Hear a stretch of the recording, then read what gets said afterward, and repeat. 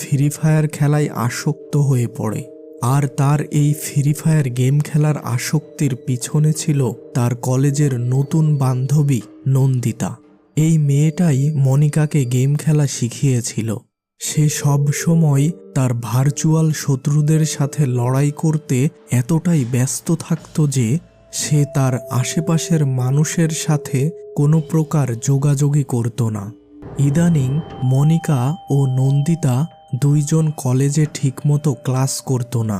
সুযোগ পেলেই তারা ক্লাস থেকে পালিয়ে কলেজের পাশের একটি নির্জন বদ্ধভূমিতে যেয়ে ফ্রি ফায়ার গেম খেলত। কারণ এই বদ্ধভূমিতে সচরাচর কোনো মানুষ আসে না।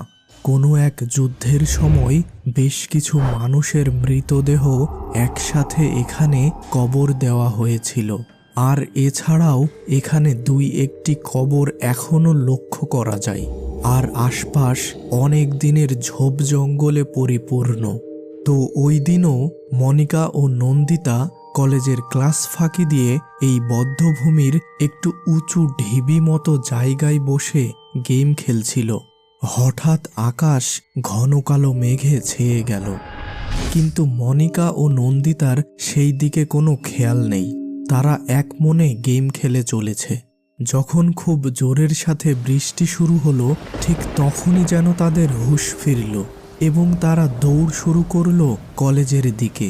ওই রাতে খুব ঝড় বৃষ্টি হয়েছিল এবং অনেক গাছপালা ভেঙে পড়েছিল বৈদ্যুতিক তারের উপর, যার ফলে পরের দিন ওই এলাকায় কোনো প্রকার বিদ্যুৎ ছিল না।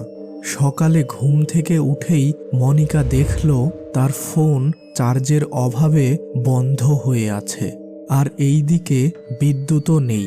তার মেজাজটা যেন তখনই বিগড়ে গেল। আর ওই দিন সে কলেজেও গেল না।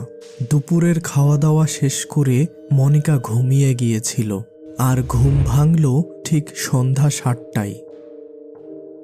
এত সময়ে বিদ্যুৎ চলে এসেছে, আর মনিকা ঘুমানোর আগেই তার ফোনটি চার্জারের সাথে সংযোগ করে রেখেছিল, যার ফলে সে ঘুম থেকে উঠে ফোনে বেশ কিছুটা চার্জ দেখতে পেল এবং সে খুশি হয়ে আবার ফ্রি ফায়ার গেম খেলা শুরু করলো।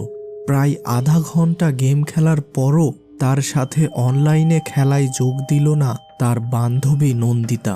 এবার সে বেশ অবাক হলো, এত সময়ে নন্দিতা কেন গেম খেলতে আসছে না দেখে। হঠাৎ তার গতকালের কথা মনে হলো। তারা দুইজনই বৃষ্টিতে ভিজে গিয়েছিল। নন্দিতার আবার জ্বর হলো না তো? হঠাৎ তার ফোনের গেমিং স্ক্রিনে একটি মেসেজ আসলো, তুমি কি সত্যিকারের ফ্রি ফায়ার খেলতে চাও?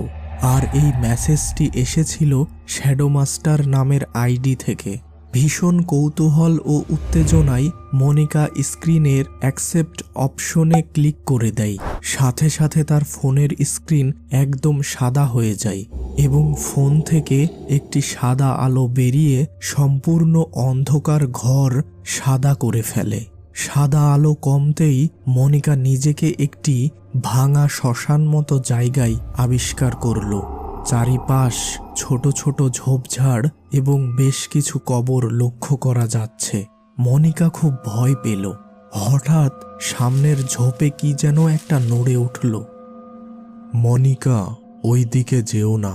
পিছন থেকে এমন কথা শুনে মনিকা বেশ চমকে উঠল। এবার সে পিছন ফিরে দেখল, আরে এ তো সোহম স্যার, সে তার কলেজের শিক্ষক। হঠাৎ একটা কথা মনে পড়তেই মনিকার বুকের ভেতরে ধপাস করে উঠল। 3-4 দিন আগেই কলেজে সে শুনেছিল টালা ব্রিজের কাছে সোহম স্যার বাইক অ্যাক্সিডেন্টে মারা গিয়েছে। মনিকা কিছু একটা বলতে যাবে এমন সময় সোহম স্যার বলল, আমি জানি তুমি কি বলতে চাও, কিন্তু দোহাই একটা কথাও বলো না, তাহলে তুমি আমাদের দুনিয়ায় চিরতরে চলে আসবে। এখানে সবাই মৃত, একমাত্র তুমি ছাড়া। সে হয়তো এখনই চলে আসবে, সাবধান, মুখ থেকে কোনো কথা বাহির করো না। এই কথা বলেই সোহম স্যার বাতাসে মিলিয়ে গেল। মনিকা খুব চিন্তায় পড়ে গেল। তার সাথে এইসব কি হচ্ছে? হঠাৎ পিছন থেকে আবার সেই ঝোপ নড়ার শব্দ। দ্রুত সে পিছনে তাকালো। আরে, এ তো নন্দিতা। ও এখানে কিভাবে এলো? আর এই রকম ধূসর চাদর মুড়ি দিয়ে আছে কেন? হঠাৎ একটা দমকা হাওয়ায় নন্দিতার গায়ের চাদর উড়ে গেল এবং মনিকা যে দৃশ্য দেখতে পেল তাতে তার শরীরের সমস্ত রক্ত যেন ঠান্ডা হয়ে জমে যেতে লাগলো। নন্দিতার 2 হাত নেই আর মুখের অর্ধেকটা যেন কোনো প্রাণী খুবলে খেয়েছে।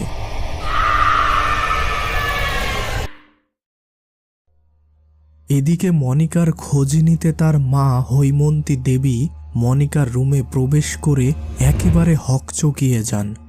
মনিকার চোখে কোনো মনি নেই এবং সে বিছানার মাঝখানে বসে এক মনে বিড়বিড় করে কি যেন বলে চলেছে। মনিকার এই অবস্থা দেখে হৈমন্তী দেবী দ্রুত তাদের সংরক্ষিত গঙ্গা জল ছিটিয়ে দিলেন মনিকার শরীরে। সাথে সাথে মনিকা বিছানায় অজ্ঞান হয়ে ঢলে পড়ল। এই ঘটনার পর হৈমন্তী দেবী তার পিতার কথা মতো তার মেয়েকে একজন শ্মশানচারী কাপালিকের কাছে নিয়ে যায়। তিনি তখন মনিকার কাছ থেকে সমস্ত কিছু শুনে বললেন, হায় হায়, তোরা ওই মেয়েটার কোনো খোঁজ খবর নিস নাই কেন? এখনই কিছু লোক পাঠা ওই বদ্ধভূমিতে। এখনো ওই শয়তানের ক্ষুধা মেটেনি। কিছু লোক যে ওই বদ্ধভূমিতে যা দেখল তাতে তাদের বুকের হৃদস্পন্দন বেড়ে গেল। নন্দিতার শেয়াল বা অন্য কোনো জানোয়ারে অর্ধ খাওয়া দেহ ঝোপের মধ্যে পড়ে আছে। কাপালিক এত সময় কোনো কথা বলেনি।